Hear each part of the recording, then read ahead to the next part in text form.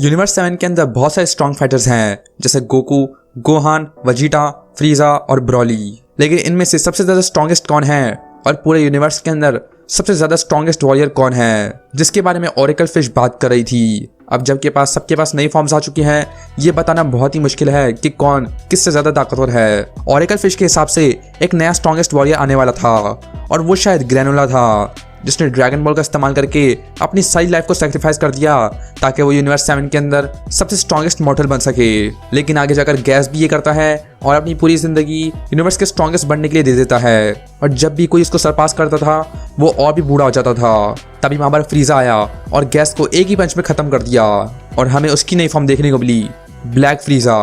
वहीं dragon ball super hero के अंदर हमें गोहान की न्यू फॉर्म देखने को मिली, जो कि होती है गोहान बीस्ट।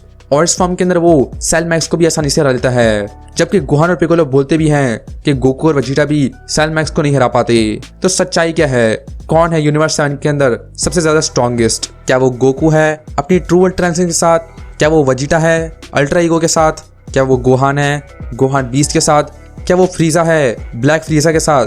या फिर कोई और कैरेक्टर जैसे ब्रॉली या ग्रैनुला?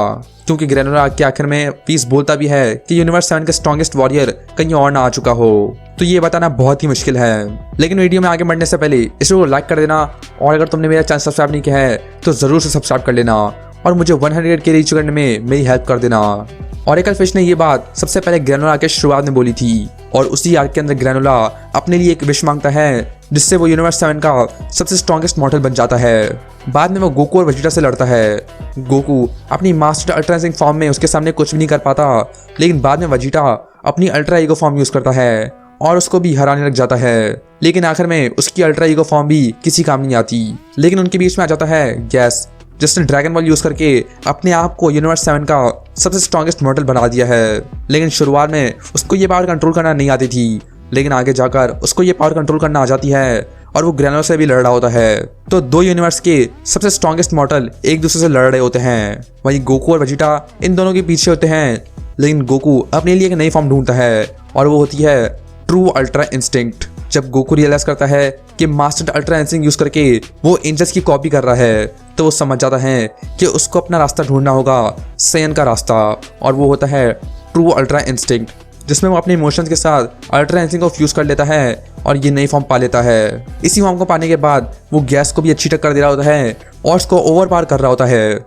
जबकि गैस यूनिवर्स 7 का सबसे स्ट्रॉन्गेस्ट मॉडल था। लेकिन बाद में ग्रैनुला और गोकू मिलकर गैस से लड़ते हैं और उसको हरा देते हैं। इस पॉइंट पर गोकू ने गैस को भी सरपास कर लिया है, लेकिन गैस की विश थोड़ी अलग थी ग्रैनुला से। जब भी उसको कोई सरपास करता था तो उसकी लाइफ फोर्स और भी खत्म हो जाती थी और वो और भी ज्यादा बूढ़ा हो जाता था, लेकिन वो तब भी यूनिवर्स 7 का स्ट्रॉन्गेस्ट मॉडल रहता। इसलिए जैसे ही गोकू उसको सरपास कर रहा था वो बूढ़ा होते जा रहा था और भी ज्यादा स्ट्रॉन्ग बनते जा रहा था। इसलिए गोकू और वजीटा मिलकर काम करते हैं ताकि वो गैस को हरा सकें। और गैस ये खुद भी रियलाइज नहीं करता कि इसके साथ ये हो रहा है, लेकिन अचानक से वहां पर फ्रीजा आ जाता है और वो 1 सेकंड में गैस को भी मार देता है, जिससे गैस पूरी तरह खत्म हो जाता है और वो इतना ज्यादा बूढ़ा हो जाता है कि उसकी बॉडी खत्म हो जाती है। और फ्रीजा अपनी नई फॉर्म रिवील करता है, ब्लैक फ्रीजा, और वो 1 ही सेकंड के अंदर गोकू वजीटा दोनों को 1 शॉट कर देता है, जबकि दोनों अपनी फुल पावर पर थे। और फ्रीजा बताता है कि उसने 10 साल तक हाइपरबोलिक टाइम चेंबर के अंदर ट्रेनिंग करी है और अब उसने ये नई फॉर्म पाली है जिससे वो यूनिवर्स 7 का सबसे स्ट्रॉन्गेस्ट मॉडल बन चुका है। और वो इतना ज्यादा कॉन्फिडेंट होता है कि वो गोकू और वजीटा को मारता भी नहीं है और उनको जिंदा छोड़ देता है। और यहीं पर ग्रैनुला खत्म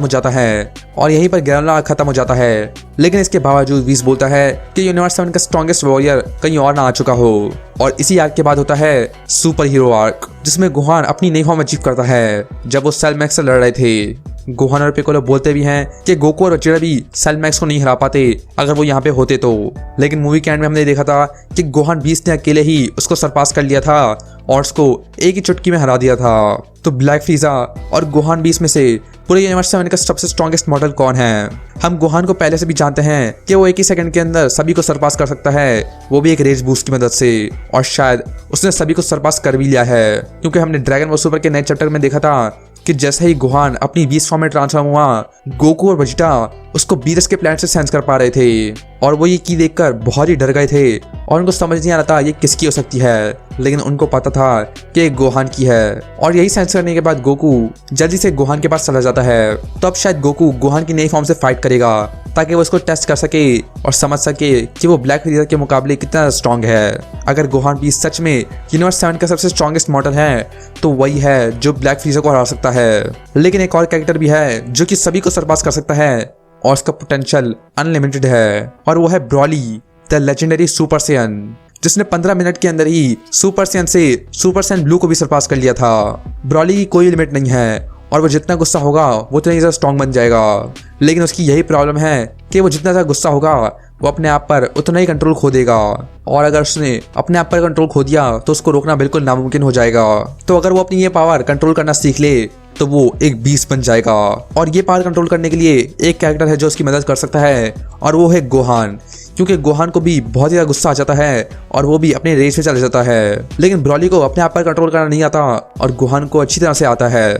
तो शायद गोकू गोहान को बीरस के प्लैनेट पर ले जाएगा और वो मिलकर ब्रॉली को ट्रेन करेंगे, और शायद जब गोहान बीरस के प्लैनेट पर जाए तो बीस हमें उसकी नई फॉर्म के बारे में कुछ बताए भी, क्योंकि इससे पहले गोहान की सबसे स्ट्रॉन्गेस्ट फॉर्म थी पोटेंशियल अनलॉक्ड, जिसका मतलब था उसका सारा पोटेंशियल अनलॉक हो जाएगा और वो सारा पोटेंशियल अपनी बेस फॉर्म में इस्तेमाल कर पाएगा। लेकिन उसके पास अब एक नई ट्रांसफॉर्मेशन आ गई है जो कि बहुत ही अजीब है। इसके अंदर उसके पास लंबे लंबे बाल हैं और उसकी आंखें रेड हो जाती हैं, और ऐसी फॉर्म हमने पहले कभी नहीं देखी। मूवी के अंदर तो गोहान ने सेलमैक्स को एक ही चुटकी में हरा दिया था, लेकिन मांगा के अंदर वो उसके सामने भी स्ट्रगल कर रहा था और उसको भी मुश्किल हो रही होती है सेलमैक्स को हराने में। तो शायद एनिमे के अंदर गोहान कुछ ज़्यादा ही स्ट्रॉन्ग है और मांगा में वो इतना ताकतवर नहीं है, और हमें पता नहीं है कि ग्रैनोला का क्या हुआ। उसके पास सिर्फ 3 साल ही रह गए थे जिंदा रहने के लिए, तो अब वो शायद मर जाएगा या फिर वो ड्रैगन बॉल्स को यूज़ करके अपनी लाइफ स्पैन को वापस ठीक कर सकता है और उसी के साथ साथ वो अपनी सारी पावर को खो दे। लेकिन वो हमें बाद में पता चलेगा, और ब्लैक फ्रीज़ा भी क्या कर रहा है हमें इसके बारे में कुछ नहीं पता, क्योंकि फ्रीज़ा का सबसे बड़ा खतरा है गॉड्स, जिसका मतलब है बीरस। तो उसका कोई प्लान होगा जिसमें वो बीरस को मारना चाहता हो, लेकिन अगर वो बीरस से ज़्यादा स्ट्रॉन्ग होता तो वो बीरस को मार भी चुका होता। तो हमें अगले चैप्टर में पता चलेगा कि गोहान कितना ज़्यादा स्ट्रॉन्ग है जब गोकू उसको टेस्ट करेगा और उसको बीरस के प्लान पर ले जाएगा। नीचे कमेंट करके बताओ तुम्हें क्या लगता है यूनिवर्स 7 के अंदर सबसे स्ट्रॉन्गेस्ट वॉरियर कौन है, गोहान, ब्लैक फ्रीज़ा, गोकू या कोई और। इस वीडियो को लाइक कर देना, मेरे चैनल सब्सक्राइब कर देना। अगर तुम्हारे पास अपनी कोई थ्योरी है तो नीचे कमेंट कर देना। तुम्हें इसके बारे में क्या लगता है नीचे कमेंट करके बताओ। इस वीडियो को लाइक कर देना और मेरा चैनल सब्सक्राइब कर देना, और मैं मिलता हूं तुम्हें नेक्स्ट ड्रैगन बॉल वीडियो के अंदर।